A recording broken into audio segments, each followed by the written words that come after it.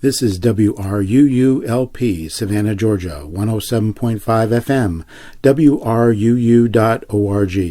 We are Savannah Soundings, community radio with global soul.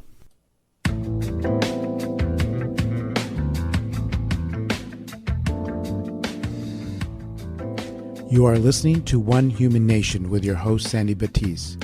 This program will be talking about race and race relations in your community and nationally.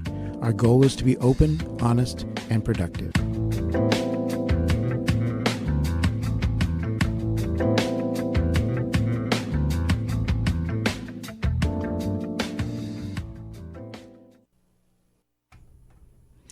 Welcome to the One Human Nation Show. I'm your host, Sandy Batiste. And remember, the viewpoints expressed in the following program are not necessarily those of WRUU, its license holder, or its staff. I hope you all are having a good week, and we're at Thursday, which is when the show is weekly on Thursdays from 5 to 6, and that's Eastern Daylight Time. As we move into the show today, I do encourage you and remind you to make sure you take care of yourself. It seems like from week to week, there's always something that's very sensitive going on as it relates to race in this country. So remember that our goal with the One Human Nation show, as difficult as it may seem with what's going on with current events, is to create a space where we can have a safe, honest, open, and productive environment about race. Our goal is if we can have more conversations about race, maybe we can get to the point in this nation of moving through a process of reconciliation to get to healing, to get to justice. So in my mind, it's a three-step process, and unfortunately, with current events, it's hard to even think about reconciliation when there's so much anger, hurt, and injustice. But I believe we have to continue to move forward in that direction. So in that direction, I try to keep the show into a positive spirit, even though sometimes it's very difficult with all the negative that's going on around. So I encourage you to do the same in your space and encourage your friends to listen and tune in. And maybe there'll be something that they hear that will provide encouragement, as well as spark an interest in learning more about what is it about our external, especially internal culture, that subconscious part of ourselves that we all have biases. And it seems like when those biases are negative and they're an unconscious bias is where we can have a lot of the really horrific things that continue to happen in our country. So as we get prepared for today's guest, we are going to have a guest calling in about, about 10 minutes or so. And it's really, this guest is really going to talk about or bring to our attention, where's the cultural gap? Have you identified where the cultural gap based on how you grew up, when you had your first aha moment about race? How did that impact you and your relationships to your friends and family? Especially if that happened at a very young age, which is the case with the caller that's going to be calling in. And what was your reaction? What is your reaction? And how do you continue to move forward in this journey to get through reconciliation, to get to healing, to get to justice? So we've talked a lot about really focusing on your personal growth and development, because sometimes that's all we can focus on and seem to manage. And even that is difficult and painful. But I also want you to be aware and start thinking of where are the cultural gaps that you see in the other activities you participate in, or all the activities you participate in, and not just activities, but your workplace, where you worship. And that doesn't mean that, oh my gosh, Sandy's wanting us to go to a church where we're going to be the only ones that look like us. That's not what I'm saying.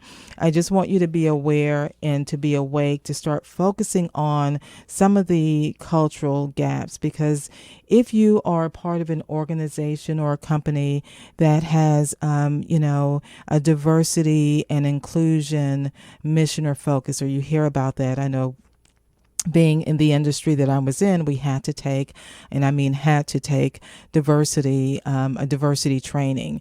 And it was typically done online, and you had to check the box that you took diversity training. And that included things about sexual harassment and words that were not acceptable. And you may find yourself in that situation with where you currently work, and you may feel very frustrated about it because you don't feel like there's really been any progress. So I want to share with you some information just to see that maybe there will be an opportunity if you're in this type of culture that I'm going to talk about in the next few minutes. Maybe you'll have an opportunity to influence a change. So one of the things to take a look at in the organization, the company that you're involved in, ask yourself the question, has leadership made a specific reference to the commitment to diversity and inclusion? And it's not just one time. Has it been a focus that comes from the top, from the CEO or whoever the head of the organization is? Has that commitment been made clear and repeatedly as part of the culture for that organization that you're involved in or the company that you work for? And then take a look at, okay, is this also reflected in the policies and procedures? And you can take a further look around your organization and start seeing, are there specific groups that prefer to eat lunch together? Has everybody been invited to participate in different lunch groups? Or is it racially decisive? Is it racially along racial lines that the people of color may go to lunch together, and that again may be broken up into different groups depending on preferences for their particular cultural type of food that they may prefer eating? Has it been a situation, if you are the dominant culture, have you felt comfortable about trying to be included in that group? So again, this is about starting to look at your organization, your day-to-day working environment. How culturally inclusive is that environment? Because sometimes there is this tension that's going to develop when you're trying to develop yourself personally and take a look at internal culture and your biases, and then you come to work, right? You come to work and you're like, okay, I can work on this all day long, but this work environment is not the best for creating a positive environment. So here's another indication. If you're in an environment that's really trying to work towards being more diverse and inclusive, do they already have a diversity steering committee? And I know this may be some organizational, structural things, but I do want you to start looking at not only your personal journey, but what kind of environment are you in during the workday? And is the diversity training that you're receiving, is it effective? And do you have the opportunity with an anonymous survey, where you're totally protected and safe, to provide some feedback to say, this really isn't working. We've been doing this for, years, and it's still there's still problems there? Because sometimes it's helpful for leadership to get honest feedback, but I understand you can only give honest feedback if you are feeling safe, if you're feeling protected. And that doesn't happen in an environment where the survey really isn't private. And I did work for a company, and they would do these surveys, but it wasn't private. It was like you're responding to a survey from your email that was sent to you. It wasn't through a third party. and they wanted you to respond to the survey. And, it doesn't take somebody with, a genius IQ with computers to realize, well, how is this really anonymous? How am I really going to be protected when it's very obvious it's coming from my email? Because it's typically the same environment that's saying, when you're at work, be sure that you're only working. And some companies take it to the point, and they have to, where you can't get on Facebook and you can't get on these other distractions that the internet can afford because they want you to be working. And I totally understand that. But that's an indication for you that the environment that you're in at work may not be matching where you are in your journey, and that in itself may be creating some tension for you.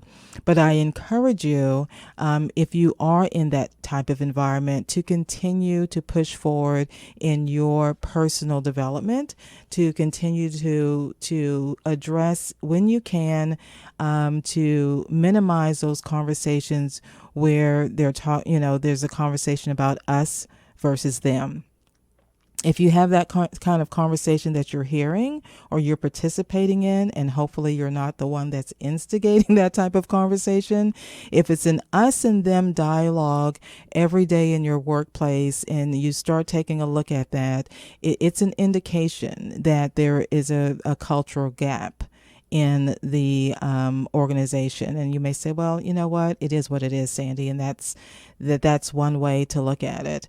But the focus that we want to start getting to, the place we need to get started, get moving towards, is what can we do to move towards being one human nation?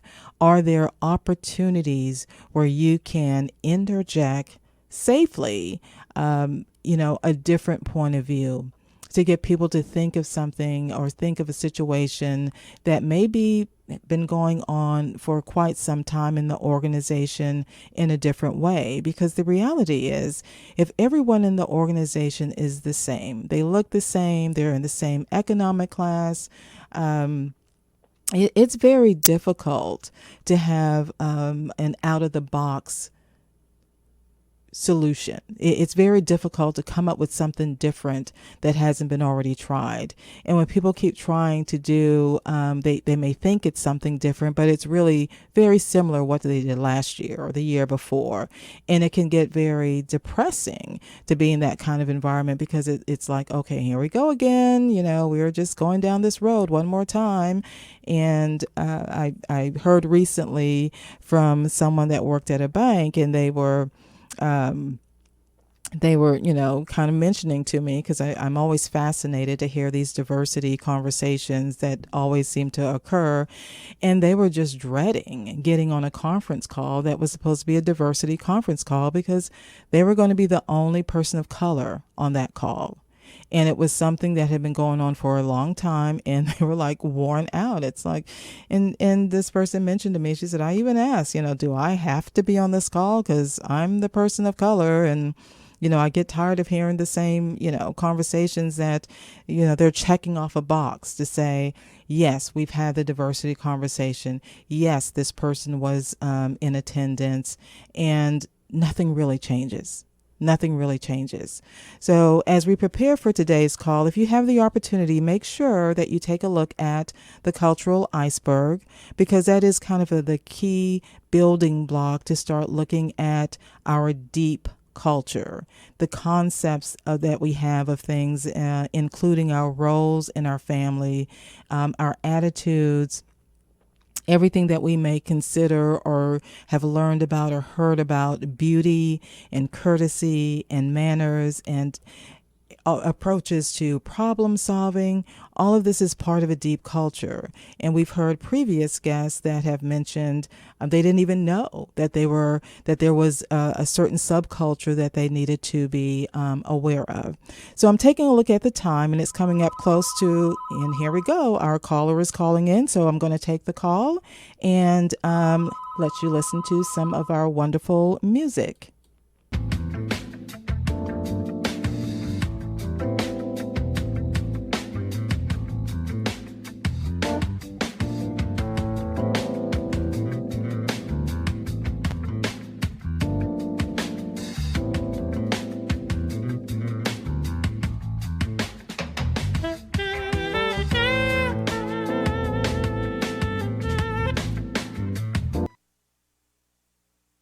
I am here. Fabulous. So let's get started with kind of that basic question that we like to ask our guests here, and that's in relationship to your environment growing up. What kind of conversations did you hear about race, if any, growing up, and kind of where did you grow up? Let's just start there. Okay. I grew up in 3 small towns in East Texas. Okay. A large family, 5 children in my family. My dad worked. My mom was a stay-at-home mom, and I would consider us to have been middle class or lower middle class people. Both my parents had a high school education, and I would say that we were probably rural/small town in our thought processes. Okay. Whatever. Does that help? Well, I don't know what that exactly means in your thought processes, but I think we're gonna figure that out right now. So, growing up, did you hear conversations about race? What was that like? Let's just say starting from when you started school. What was that? Okay. What did that look like? Okay. I remember starting school and having my first experience with children who looked different than I did. And there weren't many of those students in my school. I went to an almost all-white school. Okay. So how did they look different, just so we can be clear? I would say in my kindergarten and first grade classrooms of 25 to 30 kids, mostly white, maybe 2 African-American students, and maybe 1 or 2 Hispanic students. Okay. And so when did you have your first moment, that aha moment that kind of let you know that, there's more going on to this than just, what you were thinking? Or what you were even conscious of? When were you first conscious and had that aha moment? I would have to put that at 6th grade. I was in 6th grade in 1970, 71-ish. Okay. And that was the year that, in the town we were living at that time, when the courts forced integration. Right. Because the town didn't choose integration on its own in the 60s. So when integration was forced, I remember quite a bit of hubbub in this small town. A lot of fear talk about what was going to happen, that white kids were going to get hurt, that there would be riots, that our houses would be firebombed, that cars would be smashed. I remember a lot of fear talk. Okay. And not understanding that. I was not really old enough to have watched the newscast from the early 60s when the civil rights movement was going on. So I wasn't really aware of what was going on, especially in the South. So this was new information for me and frightening information. Okay. And then it so happened that the 6th, 7th, and 8th grades were placed in the school that had traditionally been the high school for the black students in town. Okay. And that was new and scary to me. And when I got there, I realized that school was not nearly as well maintained as the school I'd been in just a week earlier. Like, there were windows that had obviously been broken for some time that were patched with tape and cardboard. Right. The grass on the playground was not watered, so it was brown. Water fountains didn't work. I realized that pretty quickly. Okay. I didn't make sense of that until later. Right. But I realized that. So, Stephen, let me ask you a question. You said that you started going to this school that was previously the black high school. So what happened to the black high school? The students who were of high school age were all blended in one high school, Okay. which had been the white high school. And by pulling out 8th and 9th graders out of the high school and put them in this middle school with 6th, 7th, and 8th and 9th, and so there was more room. So all the high school. Okay, I'm for some reason having difficulty hearing you. Can you still hear me okay? I can hear you fine. Can you hear me well now? Well, yeah, it just kind of faded away a little bit. It's when you were talking about the schools. I wasn't figuring out what was going on with that. But so anyway, so you started going to a more blended school for 6. Yes. Okay. Okay. Mm-hmm. And in that town, the mix in the town was there were fewer white people in the town than there were people of color. So the teachers, did you have white and black teachers then? I did. Okay. I did. And it was the first time in a classroom where I had been a minority. Okay. There were 4 white students in a class of about 25 people.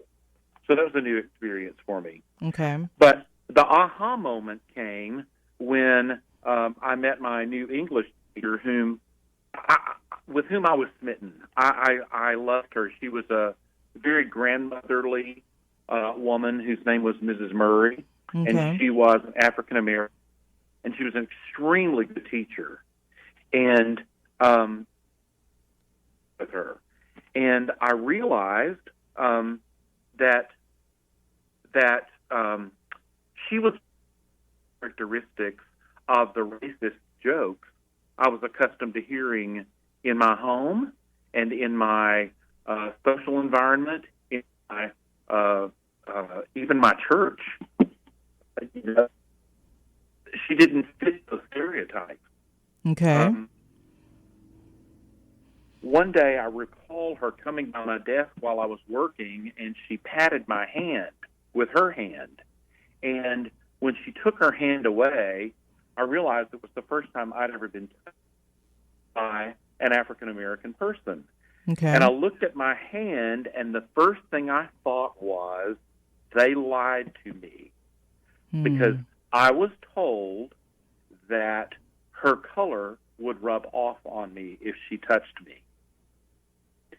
And I was angry because I thought I've been lied to. And so I had this aha moment that what had gone before was not true, and I was going to have to learn new truths. Well, how did that play into your home environment to discover that truth? There were several things that happened, and it took a few years to build up. While I was in that school in the 6th grade, my best friend turned out to be a boy named Cecil, who was an African-American boy. And I knew instinctively that I, could not tell my family that I had an African-American friend, and B, I could not invite him to my house. Okay. And that really disturbed me. And I didn't know what to do with that as a 6th grader. And let me ask you this, Stephen. Did he ever invite you to his house? No, he didn't. Okay, we were exclusively school friends. Okay. And so after that, when as things progress, we all get older as we're moving through junior high, high school. What was the moment in your home life that you addressed the issue of the language that you heard at home? How did that come into play? We've talked about this. Right. So I'm just kind of moving the story along. When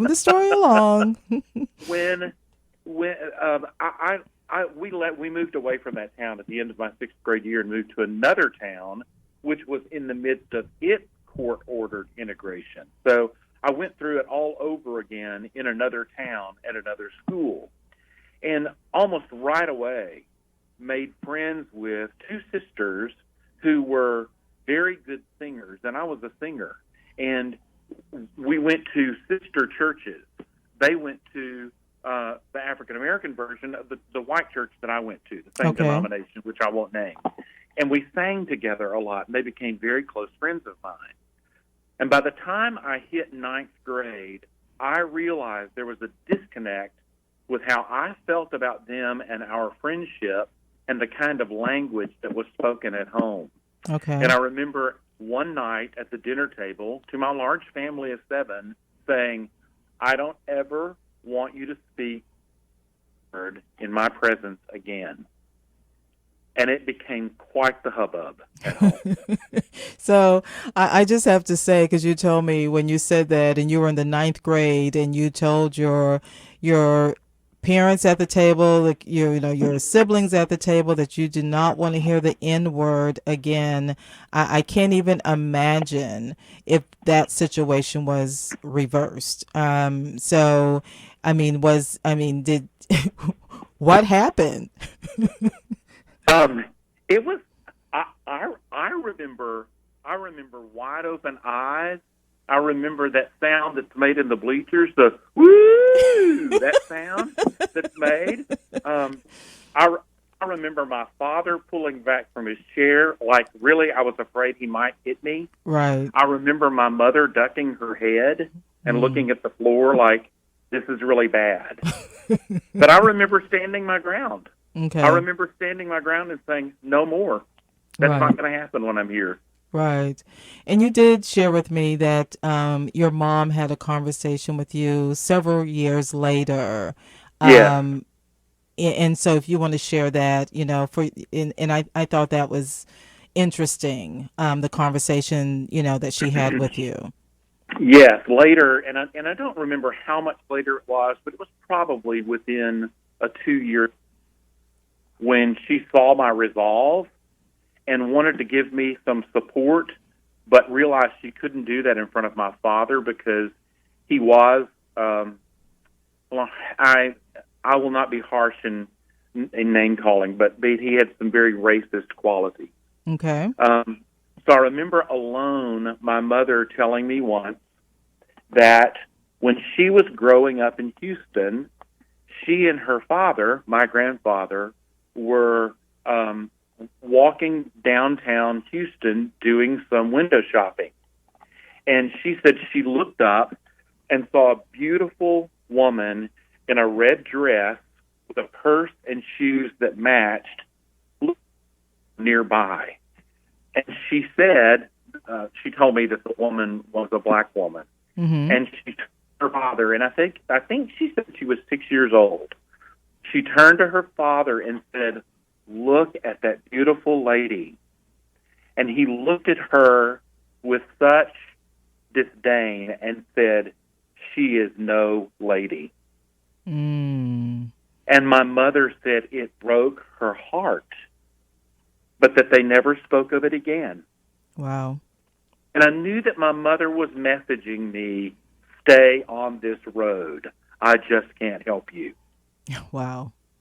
Well, on that note, we are going to take a couple of minutes break here, Stephen, before we go into some other conversations addressing this cultural gap. So we're going to take a break, but if you can hold on and stay on the line, we'll be right back with you. Okay. This portion of WRUU-LP Savannah Soundings programming is made possible by a grant from Sentient Bean, offering fair trade coffee, vegan and vegetarian food, and breakfast all day. Located at 13 East Park Avenue, across the street from the tennis courts at Forsyth Park. Our menu and special events listings can be found at sentientbean.com. WRUU is now collecting items for the annual Savannah Soundings fundraising auction. The auction will run from July 15th to July 30th, with proceeds going to WRUU to continue providing both great music and a voice for the Savannah community. Auction items range from gift cards to vouchers for products and services that are guaranteed to delight and surprise. Tell everyone you know about donating and about the auction.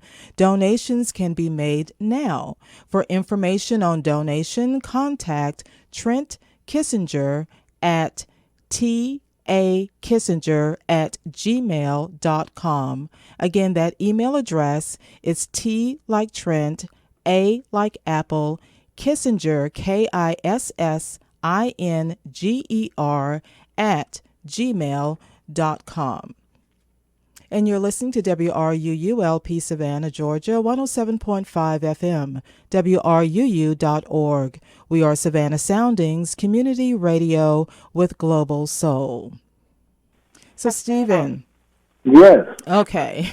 Thanks for holding on. I'm really, so you knew you had kind of like an unofficial ally with your mom. Yes. And you had talked to me before that part of your rebellion with your dad, even though he never knew about it, what did you do to try to get back at him, but he never knew about it? Because I thought this was hilarious when you told me this. So, yeah. So what, what did you do? I dated two different African American women. Okay. And it was, in looking back on it, it's a mixed bag of feelings I have about that. I don't know how I thought that was going to get his goat if I didn't tell him. Well, I think you might have had self-preservation, that you knew that might have been the straw that broke the camel's back, right? That might have been that moment that you would be like, we would have never met. We would have never had this conversation. Perhaps so. He did have a bit of a violent streak. Okay. Yeah.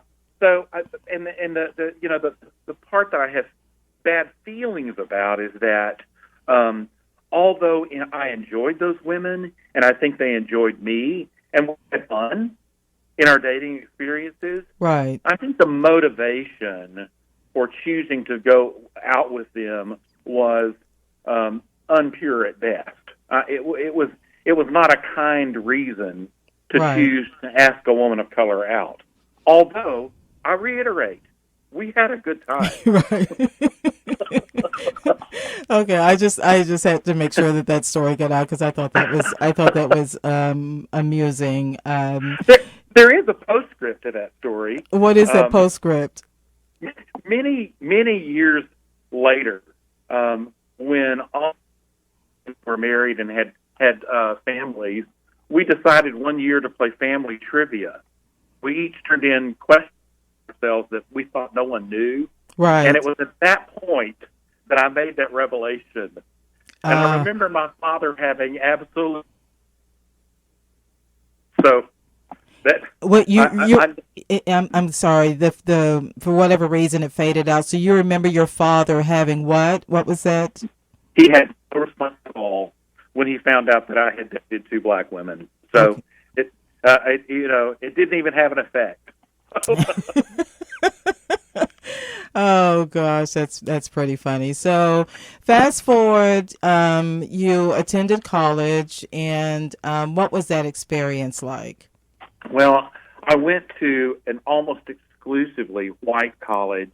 It was a small private Christian school, and I remember, I think I told you that I remembered two African American students. I thought back through that, and I remember three.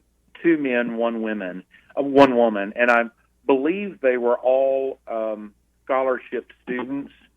And I remember feeling ashamed and embarrassed of my school because these students seemed to be their badge of honor, as if they were doing the world a favor by having African American students on board. And I always wondered how that must have felt to the students, and I don't know how to ascertain that information. Right. Well, I can, from my point of view, because I grew up in that situation often, where I was, one black student in a predominantly white environment, and the same thing going to a university that was predominantly white. And a lot of it was primarily because of scholarships.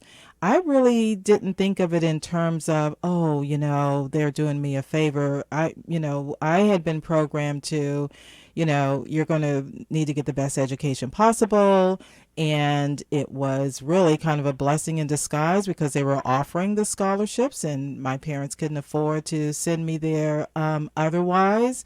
So I can't speak for those students as far as them thinking or, feeling like, oh my goodness, I don't know. I can't speak for them, but I don't think they wasted a lot of sleep kind of thinking in those terms. It was probably in that we're here and we have to excel. We have to be above and beyond. We have to do better because that's the message that I got at a very young age as far as performing in education and realizing that the world was not going to be fair.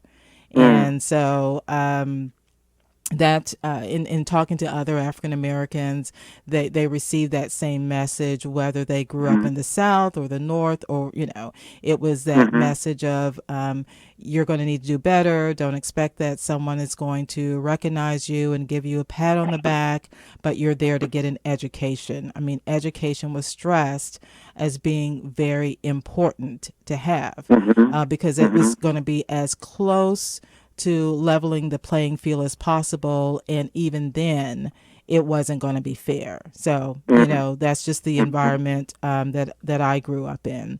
So during your college years, what were, if any, experiences that you had? Because it just kind of depends. I'm assuming you continued singing because I know you're very talented with that, but were there any other experiences during your college time that stand out in your mind? No, there aren't. It was really a virtually an all-white environment where we didn't even have to look at racial or ethnic issues. Okay. It wasn't there in my face. Okay, and so then part of your work years when you went into the social service field, and I know from us talking that you were a counselor in the social service field, and explain to me about that experience because, again, it's how we look at things, and looking at things as far as a cultural gap. In administering those programs, did you ever feel like there was any discrepancy in how things were being administered? That's hard, and I have the benefit of today's experience to reinterpret those experiences back then. Right. Excuse me. At the time, what I remember is just doing my best to get the job done. Right. When I worked in the counseling field and people would come in for therapy, I did notice that, and I worked at an agency that used the sliding scale, and we were never aware of who needed the sliding scale and who didn't. Okay. But I don't recall in the therapy world being as aware of differences as much as when I was working jointly as a volunteer with Habitat for Humanity, working on the Family Selection Committee. Okay. And I really did notice how differently people of color were treated. Okay. A story that I told you, and I'm going to be careful with this story, but I think it's an important one because I think it has multiple facets. Okay. I did that job as the family selection co-chair of the committee for 5 years, and in my 5th year, I was a part of a group that chose 2 families who were going to receive one of the Habitat houses, and that's a big process if you know how that works. It requires a lot of volunteer hours and takes several years to get a house. But those families, one was a Hispanic family and one was a white family. And I knew that because I had been part of the choosing staff.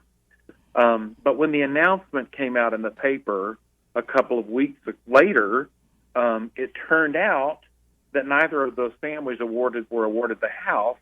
They were 2 other families which we had interviewed, and both of those families were African American. Okay. And I remember lots of conversations going on inside the committee, and understanding that somebody with more power than us, right, who happened to be an African American gentleman, had made the choice to change the families. And at the time, all I saw was a potential lawsuit, and I decided to step out. okay, What I didn't understand until much later was that the man who was over us and in charge may have been attempting to equalize or fix a wrong that needed to be righted. It had never occurred to me that that might be what was, and it causes me to look at that experience through a very different lens. So on that note, and I guess since there was, so first of all, give me a time frame as far as when did this occur? Because I don't want somebody to think that this is like just happened this week or anything. Mm-hmm. When that was in the early 2000s, 2004, 5, okay, something like that. okay, Mm-hmm. well, not that far Not away. too far back. Right. So the committee, was the committee diverse? Yes, it was. Okay. It was. And so was the application process, for want of a better word, was the application process where it was not slanted one way or the other? I mean, when you review the applications, and I know it's a very intense process, what I'm trying to get to is, were there some maybe unconscious biases that an African American family wasn't selected? I mean, do you have any recollection on that as far as the placement, or was it when you looked at applications, did they have the race? Did they have names on it? Do you recall any of that? I remember the way the application process worked in that small town was, it was an open room where people came to us, and we sat at tables and took the application. So we actually saw the people making the application. Okay. And then with Habitat, there are several required home visits. Right. And so skin color is obviously seen during those home visits, but those could also be the very things that bias the people doing the interviews. Right. And so I don't know how to answer that except to say there were all sorts of places along the way where that could have happened. Right. Interesting. Mm-hmm. So after the Habitat experience, kind of, and we talked about this, when you're out there working and you're, following guidelines, because I was in the mortgage industry, and I really wasn't thinking in terms of, okay, is this a fair guideline or does it have bias in it? You're just kind of working and doing what you need to do, basically to make a living and to, follow your career, whatever that direction is, or you perceive it to be at that time, for you raising your family. I mean, life is happening and going on and moving forward. So what was that moment of impact for you that you really had that, you had that reaction to your gut that, what is it that I can do to have an impact positively with race relations? What time frame, and what was that moment for you? This is an easy answer. It was when Trayvon Martin was shot. Okay. When that happened, I followed that story. I don't believe I missed a single newscast. I was mortified.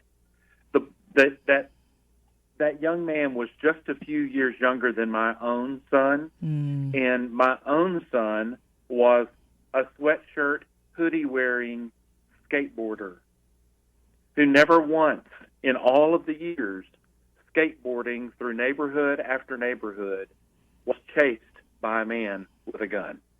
Right. I was mortified.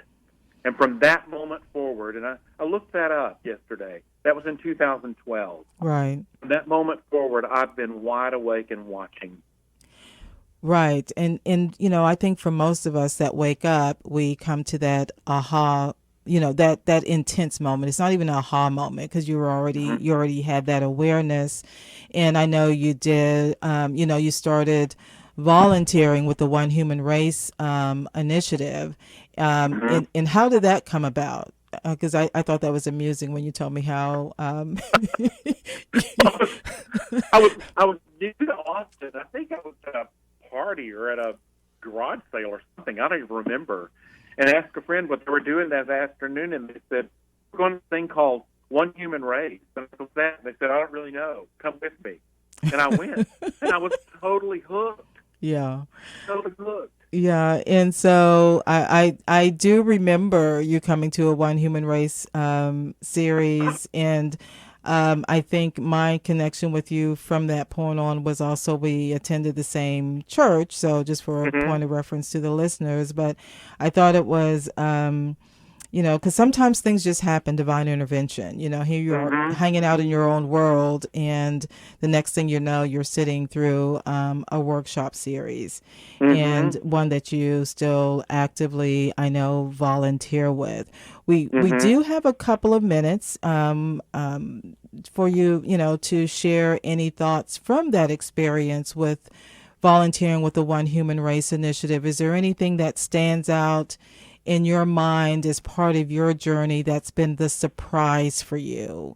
The one thing that you really didn't expect for you to get out of this that's been a benefit or a surprise? Anything that you could think of, or something else you'd like to share? I think for me, recognizing the depth of the roots of racism in my own cultural experience has been shocking, disconcerting, upsetting. I could come up with several other adjectives, but I didn't realize how deeply encultured I was to think racist thoughts. And as alive and awake and aware and educated and interested and compassionate as I am, I have a lot of work to do. Yeah, I think that's I think that's the surprise for everyone, no matter which side of the fence you're on. And I've talked to this with one of the other coordinators, and she describes it as whether you're on the fence that as a white person, or if you're on the other side of the fence as a person of color, it's the realization once you start on this journey that you constantly, daily have to be aware of what is our unconscious bias, because it is such a part of our world and how we've been, pretty much programmed in the United States of America. We don't think about it, and then we have that continued bombardment every single day with what we may hear on the media or see on the media, and it's a constant struggle to I don't want to say censor the information that you get, because you don't want to become desensitized, but sometimes it's overwhelming. It's overwhelming how much time, energy, and effort goes into the stories that we hear about race in this country. And depending on what you're listening to, it can be just, overwhelmingly negative.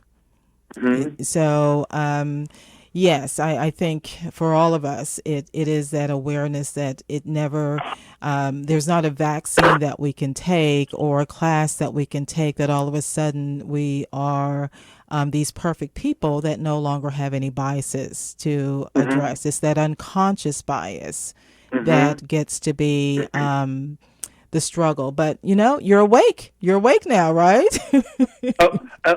Are continuing to wake up. Right. Right. I visited several years ago as my training in mental health. Spent a long afternoon in a head injury treatment facility and visited people who were in different stages of waking up from comas. And there are 10 stages of waking up from a coma. Oh, boy. And there are real specific things that happen at each stage of waking up, and different rehabs that have to happen at those stages. That's how I feel. Well, That's how I feel. I'm going to have to invite you to the show, and you're going to have to share those stages with us, because that may help us on the journey through reconciliation. But we're unfortunately out of time for today. So believe it or not, we've been chatting and talking with you, Stephen, and I appreciate you so much in calling in and sharing your stories. And I will ask you and put you on the spot. Would you consider coming back for another show in the future? I'd love to. Thank you for having me, Sandy. Okay. It's a delight visiting with you. Thank you. You take care, and I'll be talking to you soon. Thank you. Bye-bye. Bye-bye. You're listening to WRUU-LP Savannah, Georgia, 107.5 FM, WRUU.org. We are Savannah Soundings Community Radio with Global Soul. We have completed another episode of the One Human Nation Show. I do encourage you to tune in next week on Thursdays, 5 to 6 p.m. Eastern Daylight Time, as we continue the difficult conversations that we have about our culture as it relates to race and growing up in the United States of America, our current situation, our current events that may be occurring and creating that tension in going through this journey for you. I encourage you to go to our website, onehumannation.info, and take a look at some of the resources there. And if you would like to share your story, you can email me at mystory@onehumannation.info. Again, that email address is mystory@onehumannation.info. And I do encourage you to look at some of the video clips that are placed on the website. Thank you for listening. And coming up next is going to be Sound Limit. Typically it's with Troy Stoner, but he's out of time. I've been told he's out of town. So I'm just going to let you know Sound Limit will be coming up next.